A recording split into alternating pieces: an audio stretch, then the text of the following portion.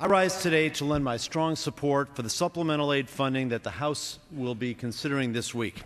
This bill represents accountability to the taxpayers and a robust commitment to our national security and stability around the world. In December, I had the privilege of visiting with our troops and military leaders in Afghanistan. I met with Americans who are doing incredible work to help the Afghani people take ownership of their economy and provide security in their neighborhoods. The administration's plan for refocusing our attention in Afghanistan incorporates both the U.S. military component, but also builds up a training for the Afghan military and police, government reforms, funding for economic development, and training of the Afghan people to grow alternative crops, build roads, and irrigation systems. I want to ensure that our troops in Afghanistan are as safe as possible, and therefore I'm proud to support the fiscal 2009 supplemental bill, which includes $2.2 billion more than requested for mine-resistant ambush-protected vehicles protect our troops. Not only is it imperative that we provide service members everything they need to complete their mission safely, we must also provide them with everything they've earned upon their return to civilian life. Our troops and their families have given everything to this mission. And we know that some of our troops have missed family milestones, others have suffered financial setbacks, and many others have experienced psychological trauma. This bill provides for expanded counseling services, state-of-the-art equipment for our wounded warriors, and funds to reintegrate our troops back into civilian life and workforce when they return home. Some members of the military were told that their service would last a certain amount of time, and then they were told that they would be stop-lost, and that means that their tour would be extended. To me, this shows a certain amount of disrespect for those who put on the uniform.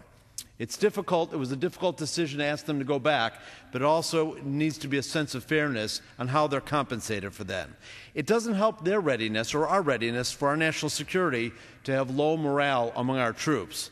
That is why I am very proud that this supplemental retroactively pays service members and veterans $500 for every month that they served under stop-loss orders since 2001.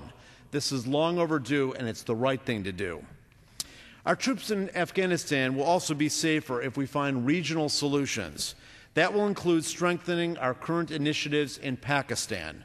Recently, General Petraeus, who's doing an excellent job for us, came to Palm Beach County in Florida in my district. And we talked about it, and he told me, and I think we all understand this as a member of the Foreign Affairs Committee, that Pakistan and Afghanistan have become a single threat and a single issue because of this threat. Training the Pakistani security forces to confront the Taliban will help the Pakistani government regain its foothold and prevent it from being a failed state, which is an unacceptable threat to us and the region. This could not be more urgent. Our aid must communicate security priorities, including the Pakistani government's assurances to safeguard the border of Pakistan and Afghanistan, and also to secure the nuclear facilities and weapons that they have.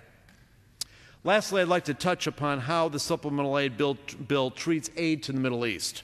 President Obama, Secretary Clinton, and Special Envoy Mitchell have provided U.S. leadership in the region to advance the causes of peace and security.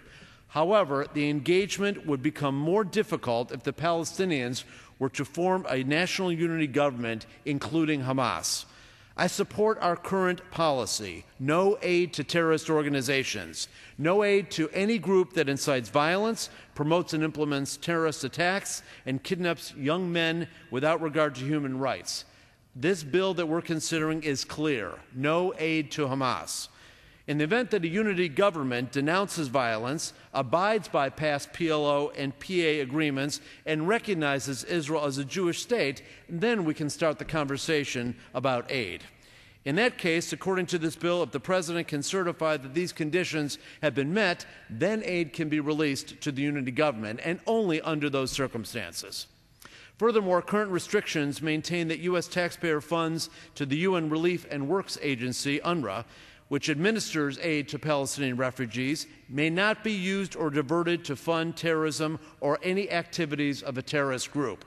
I would urge the State Department to ensure that these restrictions are followed in both the letter and the spirit of the law, and to remain absolutely vigilant in investigating any possible infractions. Finally, I would like to continue to bring attention to the cause of Gilad Shalit, who remains captive by Hamas. He was kidnapped in 2006, and I urge all interested parties, including Egypt, to use their influence to ensure his safe return.